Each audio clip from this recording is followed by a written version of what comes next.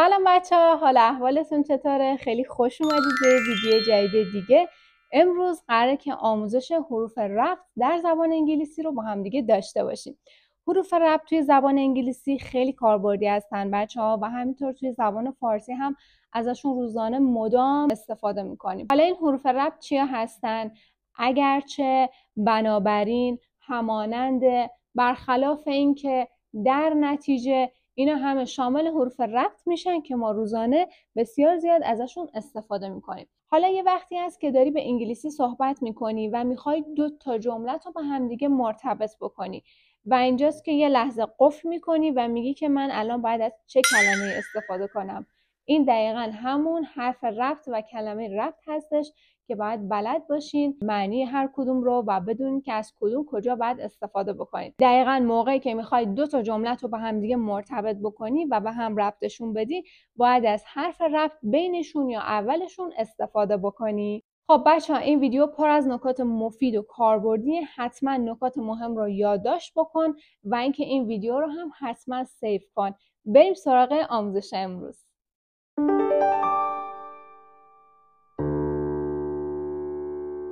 خب ما اینجا 13 تا از مهمترین حروفای ربط زبان انگلیسی رو داریم به همراه مثال هاشون که ببینیم چه جایی میتونیم ازشون استفاده بکنیم. Number 1 since که قبلا حتما شنیدین و توی جملات انگلیسی زیاد دیدینش.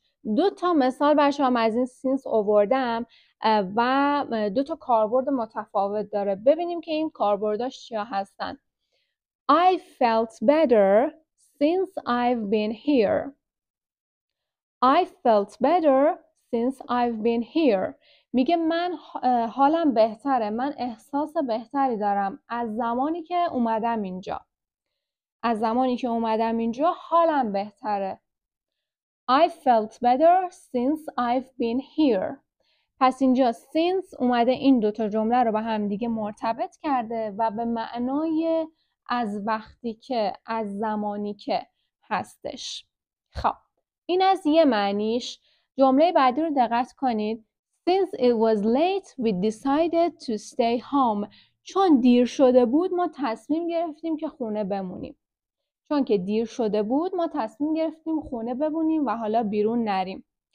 Since اینجا به معنی چون هست، به معنی همون because هستش. since اینجا به معنی چون هست. پس since بچه 2 تا معنی داره. یکی معنی از وقتی که، از زمانی که هستش، وقتی میخواید 2 تا محدوده زمانی مختلف رو در واقع با هم دیگه مقایسه بکنی از since استفاده میکنی، بینشون از since در واقع استفاده میکنی. و همینطور موقعی که میخوای بگی چون این اتفاق افتاده بود ما فلان کار کردیم. since به معنی چون هم هستش، به معنی زیرا، چون، به خاطر اینکه since it was late we decided to stay home. چون دیر شده بود ما تصمیم گرفتیم خونه بمونیم. Number 2 as it was raining we took an umbrella. As it was raining we took an umbrella. میگه چون که هوا بارونی بود، چون که داشت بارون می اومد ما یه چتر برداشتیم. چون که داشت بارون می اومد ما چتر برداشتیم. As it was raining we took an umbrella. اینجا as به معنی because هستش بچه‌ها. به معنی همون کاربرد دوم since هستش.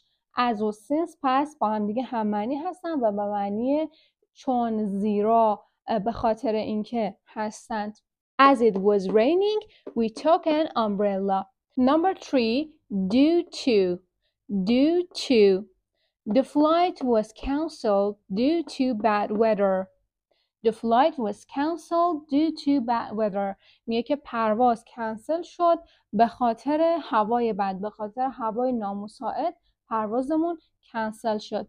Due to یعنی به دلیل، به خاطر، معنی همون because و as رو میده. Due to the flight was cancelled due to به خاطر bad weather، به خاطر هوای نامساعد. Number 4 so که زیاد شنیدینش. It was raining so we stayed indoors. It was raining so we stayed indoors. چون که داشت بارون می اومد در نتیجه ما خونه موندیم. در نتیجه ما داخل موندیم. So یعنی در نتیجه بنابراین. Indoors هم که یعنی داخل. Number 5. Therefore. Therefore. He didn't study. Therefore he failed the exam. He didn't study. Therefore he failed the exam. اون مطالعه نکرده بود. اون درس نخونده بود. در نتیجه امتحان پاس نشد. Therefore یعنی در نتیجه بنابراین. همون معنی so و due to رو میده بچه ها. Therefore he didn't study. Therefore he failed the exam. بچه ها خیلی خوبه که شما هم معنی های مثلا حروف ربط رو بلد باشید. مثلا فقط از so استفاده نکنید. میخواید بگین بنابراین در نتیجه فقط نگین so. میتونید از therefore استفاده کنید. میتونید از due to استفاده کنید و حالا در ادامه میگم هم معنی های دیگه so چیا هستن. استفاده کردن از این کلمات جایگزین و جدید خیلی سطح مکالمتون رو بالاتر و بهتر نشون میده. مثلا توی آزمونای مثل آیلتس و اینا که دیگه خیلی عالیه. حتما باید بلد باشین از اینا استفاده کنید توی بخش اسپیکینگتون. Number 6. Though. Though. Though. این سر زبان میچسبه به پشت دندونا. Though. یه چیزی بین ده و ز. Though. Though. She didn't finish the project. Though she missed the deadline. She didn't finish the project though she missed the deadline. اون پروژه رو تمام نکرده بود. در نتیجه بنابراین she missed the deadline. اون موعد مقرر رو از دست داد. Though یعنی بنابراین در نتیجه و deadline هم به معنی موعد مقرر، به معنی اون قانونی که گذاشته شده و نباید ازش رد کنی. She missed the deadline. اون موعد مقرر رو از دست داد. تایمی که بعد پروژه رو تحویل میداد رو دیگه از دست داد. Though هم پس به معنی therefore و so و due to هستش. بنابراین در نتیجه پس فلان اتفاق افتاد. Number 7. Consequently. Consequently. Consequently. The company lost a lot of money. Consequently, they had to close down. The company lost a lot of money.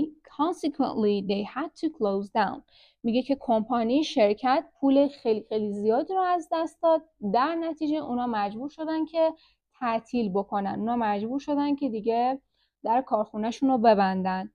Consequently هم به معنی در نتیجه هست. بنابراین در نتیجه. این هم یک حرف ربط خیلی جذاب و خیلی سطح بالا که میتونین ازش تو مکالماتتون استفاده بکنید. Number 8. As a result. As a result. The road was icy. As a result, there were many accidents. There were many accidents. بچه‌ها چون many آورده accident اینجا باید جمع باشه. The road was icy. As a result, there were many accidents. میگه که جاده آیسی بود، یخی بود. در نتیجه بنابراین در واقع پس there were many accidents. یک عالمه تصادف اتفاق افتاده بود. یک عالمه تصادف به وجود آورده بود. The road was icy. As a result, there were many accidents. As a result هم یعنی در نتیجه بنابراین. بچه‌ها این 8 حرف ربطی که تا اینجا داشتیم تقریبا همه هم معنی بودن و به معنی در نتیجه، زیرا، چون که، پس، بنابراین بودند و اینا در واقع هم معنی هن و مترادف هم دیگه هستن. از هر کدومشون استفاده بکنید برای اینکه جملاتتون رو به هم دیگه ربط بدین. کاملا صحیح و درست هستش. حالا بریم سراغ بقیه این حروف ربط. However. However. It was cold. However, we went swimming. It was cold. However, we went swimming. میگه it was cold. هوا سرد بود. با این حال we went swimming. با این حال ما رفتیم شنا کنیم. It was cold. However, we went swimming. با این حالی که سرد بود ما رفتیم شنا. پس برای تضاد بین دو تا جمله، برای اینکه دو تا جمله متضاد رو میخوای بیانشون بکنی، حرف ربطی که بعد استفاده بکنی چی هست؟ however. با این حال که اینجوری بود، هوا سرد بود، ولی ما رفتیم شنا. although she stayed up late to finish her works, although she was tired. She stayed up late to finish her works, although she was tired. میگه اون بیدار موند تا دیر وقت برای اینکه کاراشو تموم بکنه، با این حال که برخلاف اینکه she was tired خیلی خسته بود. با این حال که خیلی خسته بود و جونی دیگه نداشت، تا دیر وقت بیدار موند تا اینکه کارش رو تموم بکنه. She stayed up late. Stay up یعنی بیدار موندن. Late هم که یعنی تا دیر وقت. To finish her works که کارش رو تموم بکنه. Also برخلاف اینکه اگرچه she was tired، اگرچه خیلی خسته بود. بعدی though he loves chocolate, he tries not to eat. Though he loves chocolate, he tries not to eat it. به هم دیگه میچسبونمشون. To eat it. با اینکه اون عاشق شکلات بود، اما او تلاش میکرد که اونو نخوره.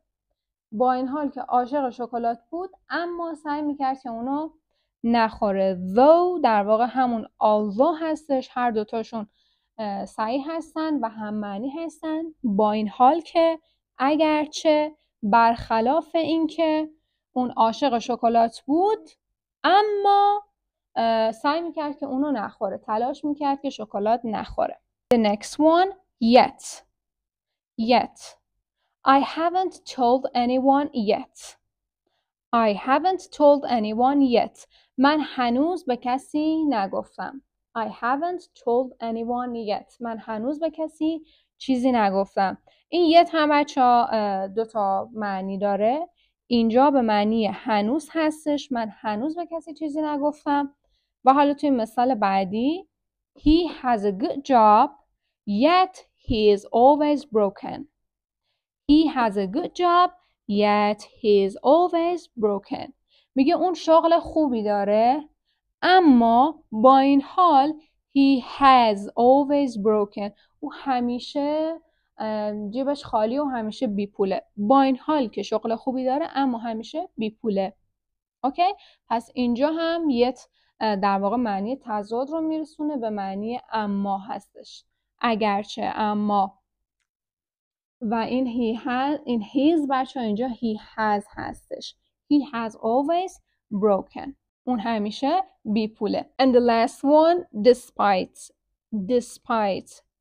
He remembers his young days despite his hurry.